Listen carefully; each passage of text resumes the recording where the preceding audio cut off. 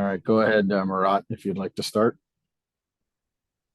Hi, Kevin. The other day, just a couple days ago, you said, "Don't tell me he's a good skater for his size." And I think Boumedienne is just a great skater. What can you tell us about the rest of his game, and what do you like about him the most?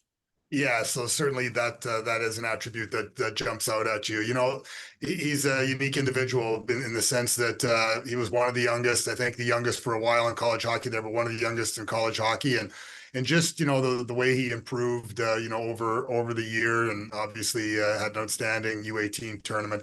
But it's the way he plays. He transports the puck. He can beat pressure with his skating. A good two-way game. Comes from a family that obviously has been in the game, so he's been around it his whole life. And again, it's an exciting time, for us to be able to add that kind of quality of a player, picking at 28. Um, Following up on the idea, he was the youngest player in college, and there are some that believe, if he had played junior, he would have gone sky high in this draft. How does it affect a player to be the youngest? Like, does that leave opportunity for growth as his reads catch up to the older players he's playing with?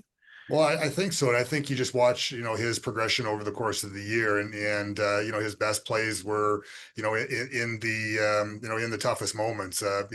He played, big minutes, down the stretch, in all situations. So, those are things. That's what the year is all about.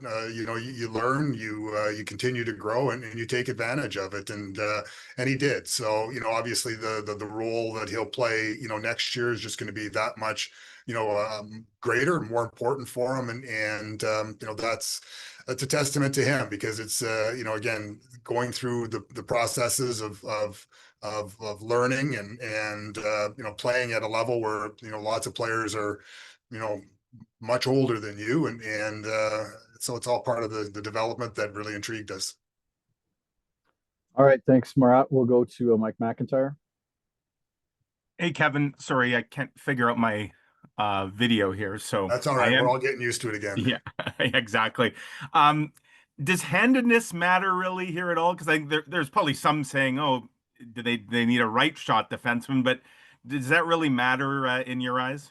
Well, I think you start to limit yourself when you start to micromanage it that closely, because if there's, a player that you believe is, the quality pick at that, you don't take the chance of not taking him. And again, over the course of time, you find ways to get good players into your lineup and go from there. So, the handedness, certainly, if you look at depth charts, you'd love to be able to pick that, but it doesn't quite work like that.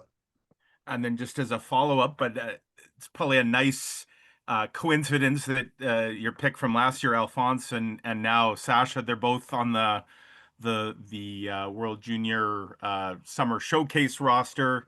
I guess down in Minneapolis this summer, I think they're going to be. So is there a benefit there to when you have got two guys kind of similar age, and that you'll be able to keep a closer eye on the two of them at once? Yeah, every player is going to develop, a different pace, but I think, the nice part about both of them is the kind of players that they are is they're agile, they skate, they play, the way, the game, is kind of trending. So it'll be a good opportunity for, us to, have some summer, views, of that. And again, it's all part of the development process. Looking forward to, seeing him, getting him here and getting a chance to see him in development camp as well. Thanks. Thanks, Mike. We'll go to Ken Weeb. Thanks, Scott. Kevin, what stood out to you about his play at the U18s? Pretty dominant in terms of what he was able to do for his country in terms of that offensive production. I think setting a record for D-man in both, I think, assists and points in the event.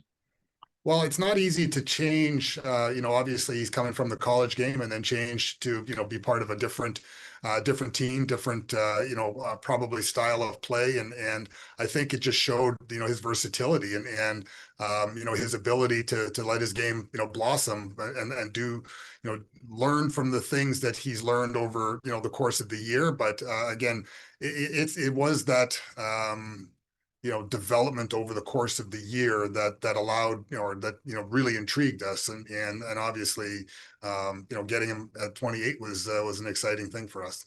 We saw a little bit more action with the picks, teams moving up, teams moving down. Was there anything that got close or intrigued you about maybe moving up, whether it was in the top 10 or just close to where you were? Yeah, well, moving up would have been, I think, a little bit difficult for us, given the lack of draft capital that we have. So we had a couple of different thought processes that we went in to the draft, with, and so we spent a lot of time today, quite honestly, looking at the board and trying to prognosticate who was going to be there. Made a few calls, throughout the day just to see if there was an opportunity for us to potentially move down if we, didn't have something that in our wheelhouse there, and heard from those teams as we, neared our pick, and we were solidly going to pick at that point. Thank you. Thanks, Weaver. We'll move to Jamie Thomas. Kevin, you've mentioned how much Sash has improved this year, and being the youngest player in the NCAA. What does that say about how much his play improved as the year went along, considering how young he was this year? Well, again, I think he comes from great bloodlines and has been around the game a lot, so he knows, I think, a lot of what to expect, and I think that really did help him, play at the college level this past season. So, again, it all starts now. It's him taking the next steps, continuing to develop, continuing to grow. But the base foundation of his skills, of his skill set, of his just all those aspects of the game are so high that it's going to give him a real good base to continue to grow upon. Thank you, Jamie. We'll move to Dave Minuk. Kevin, just curious how you felt. We talked to you yesterday about the process of what it was going to be like to do the decentralized draft. So now that you actually experienced it, what can you say about it?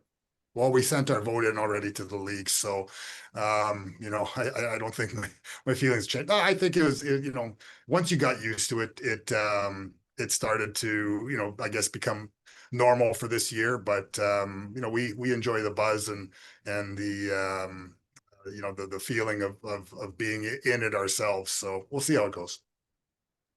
Thank you. Back to Kenny Weeb. Sorry, Kevin, just there's been so much movement with the rule changes and everything. Is the plan for him to go back to BU for his sophomore season, or do you have any indication on that front?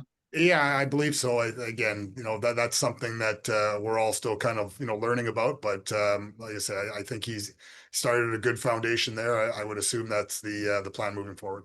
And then quickly too, I mean, tournaments like the Bean Pot, maybe some of the people in our market aren't as familiar with. I mean, what does that help in terms of his playing high leverage games, outside of the U18s and maybe just the regular parts of the season there? All those things are important. There's lots of playing for like you say, the Bean Pot. There's pride when you get into that tournament type of setting. There's college hockey in and of itself when you get into the the regionals and the Final Fours and all those kind of things. Those are things that you really, you like to see how players react when they get there, and those have all been great viewing experiences for us of him. Thanks, Weaver. We'll move back to Murat again.